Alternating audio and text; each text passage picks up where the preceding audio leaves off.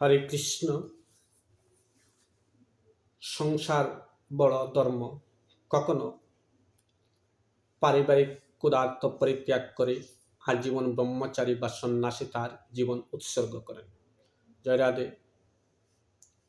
সংসার ধর্ম বড় ধর্ম কখন হয়, আমার বিষয়টা আপনারা ভালো করে জানবেন। ওম নমো ভগবতে বাসুদেবায়, ওম নমো ভগবতে বাসুদেবায়, ওম নমো ভগবতে বাসুদেবায়, ওম নমো ভগবতে বাসুদেবায়। হরে কৃষ্ণ কৃষ্ণ কৃষ্ণ হরে হরে, হরে রাম রাম রাম হরে হরে, হরে কৃষ্ণ কৃষ্ণ কৃষ্ণ হরে হরে। আজকের আলোচ্য বিষয়টি হচ্ছে সংসার ধর্মই কি বড় ধর্ম? হ্যাঁ, সংসার ধর্মই বড় ধর্ম। সন্ন্যাস ধর্ম থেকে সংসার ধর্ম, গৃহস্থ ধর্মটা সবচেয়ে বড় ধর্ম। সংসার ধর্ম বড় ধর্ম কখন? পারিবারিক ক্ষুধার্ত পরিত্যাগ করে আজীবন ব্রহ্মচারী বা সন্ন্যাসী তার জীবন উৎসর্গ করেন জগৎ জীবের কল্যাণার্থে তথা বৃহৎ স্বার্থে। এরূপ ব্রহ্মচর্য বা সন্ন্যাস আশ্রমে তেমন পিছুটান নেই, তাই তাদের জন্য ভক্তি অনুশীলন তুলনামূলক সৎসাধ্য। কিন্তু গৃহস্থ আশ্রমের পত্নী, সন্তান, সন্ততি, জীবিকার জন্য অর্থ উপার্জন এবং আত্মীয় স্বজনদের দেখাশোনা করার অতিরিক্ত দায়িত্ব রয়েছে। এটি গৃহস্থদের একটি বড় ধরনের চ্যালেঞ্জ। গৃহস্থ জীবনের ইন্দ্রতৃপ্তির সুযোগ থাকা সত্ত্বেও এগুলোর মধ্যে নিমগ্ন না হয়ে ভগবানের সন্তুষ্টি বিধানের জন্য যদি তারা ব্যস্ত থাকে, তবে তা আদর্শ গৃহস্থ জীবন।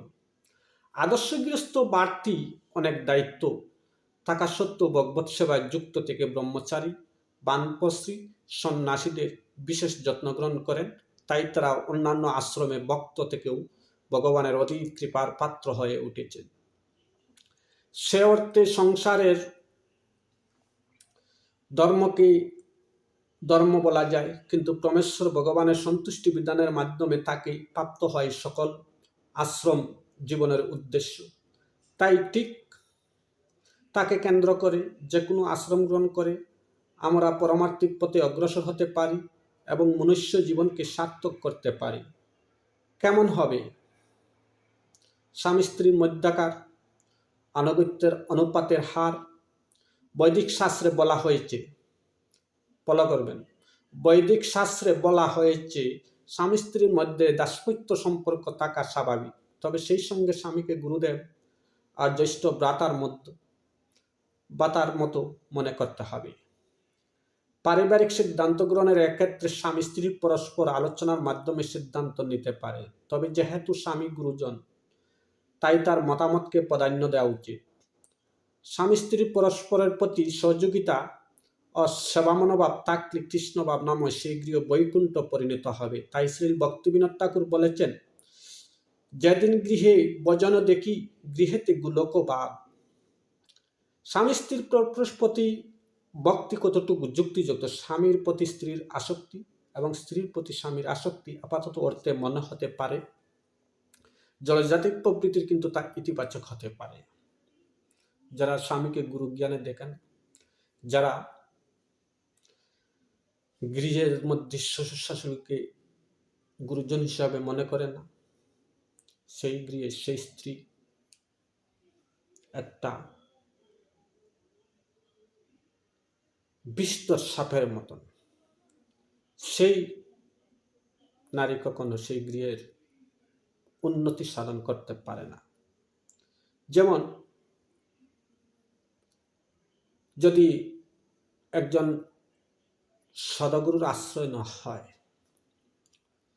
তাহলে সদগুরুর উপদেশ কি?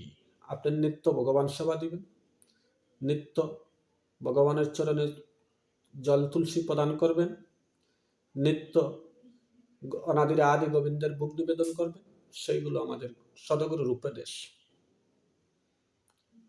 আমার জগৎগুরুর কি উপদেশ? আমার গৃহের যে উপাচার্য আছে, আমার গৃহের যে অর্থাকর্তা আছে, গুরুজন আছে, তাদের উপদেশ কি? তাদের উপদেশ আমাদের নিত্য সেবা, শ্রদ্ধাশীল, আমাদের নিত্যকর্ম, আমাদের ভাগবত আলোচ্য, আমাদের ভাগবত প্রার্থনা, সন্ধ্যা আরতি, বাল্যভোগ, এইগুলো আমাদের গৃহস্থদের প্রধান কার্য, জানা রাখতে হবে। বৈদিক শাস্ত্র বলা হয়েছে স্বামী স্ত্রীর মধ্যে দাসপত্য সম্পর্ক তারা স্বাভাবিক। তো এই গৃহস্থের অর্থ উপার্জনের পিছনে অত্যাধিক সময় ব্যয় করা উচিত নয়। আবার এমনকি আহার নিদ্রা ব্যয় করা উচিত নয়। এমনকি আহার নিদ্রা বয়মৈথুন ব্যতীত জীবনের যে সকল লক্ষ্য রয়েছে সেদিকে অধিক গুরুত্ব দেওয়ার আবশ্যক। শ্রীমদ্ ভাগবতে বলা হয়েছে, শ্রীমদ্ ভাগবত গীতাতে বলা হয়েছে, শ্রীমদ্ ভাগবতে বলা হয়েছে নারদ মুনি যুধিষ্ঠির মহারাজকে উত্তর দিতে গিয়ে আদর্শ গৃহস্থের উদ্দেশ্যে বলেছেন, কেউ যদি ব্রহ্মচারী সন্ন্যাসী হয়, এরা কি করে? এরা সমাজের কি মঙ্গল ঘটাতে পারে? এরা সমাজের কি ভালো কাজ করতে পারে? না। ওরা নিজে বাঁচে, নিজের উদরকে রক্ষা করে, ওরা নিজের কোনো পরিবার পরিজনের প্রতি তাদের কোনো দায়িত্ব বা নেই। ওরা সন্ন্যাস নিচ্ছে, ওরা ব্রহ্মচারী হয়েছে, কিন্তু